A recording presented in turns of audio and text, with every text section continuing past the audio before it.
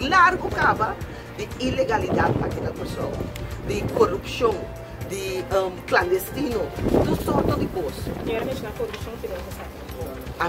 corrupção no momento que você permite que o restaurante contigo, que tu receba assim, por lograr deixar ilegalidade, corre com clandestino, então abo como governo não pode parar nada. Abo como governo não pode largar a pessoa que vai ordem. Então esse aí me chama corrupção. Mas a corrupção é demasiado grande para você pensar que simplesmente aí não tem conhece. Não, corrupção. De como? Mas a gente toma $5, $10 para dar uma carreira na amigo, conhecido, que trabalha em nada. Esse é a corrupção. Já, então com nota táxi. Já, esse é a corrupção não dá.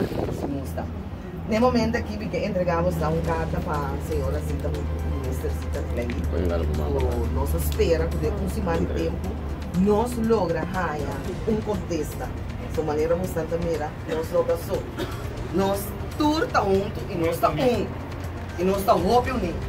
Nós estamos demonstrar que o taxista não está unido. Senhora Hollander, danke para aceitar o momento aqui também que nós portei aqui na senhora Hollander, sim, para aplicar. Nós vamos seguir para a carta aqui na junto com o senhor Hubert Hart, disse, está seguindo. Ok, nós esperamos dentro de uma semana, minha colega Visa, nós vamos ter resultado ao contesta de carta, assim, não podemos seguir lá, só tem a parte de transporte de ultimamente, que está óbvio, que você legal passando, então nós sempre isso aqui terminar para nós enriquecermos o bom normal. A parte onde de carta, nós entregar essa aqui também, alguma cópia de de carta de sucesso não passa aqui, outra prueba de transporte. Bom dia. Maneira po bisa kaba ministra Presidente Interior, llega a noche, lo mi mayang ito na trabaho, y lo mi entrega a carta, y lo ito ma contacto mas pronto posible. Nós estamos em táxi aqui, bom, nós vamos fazer buscar? Não está como não?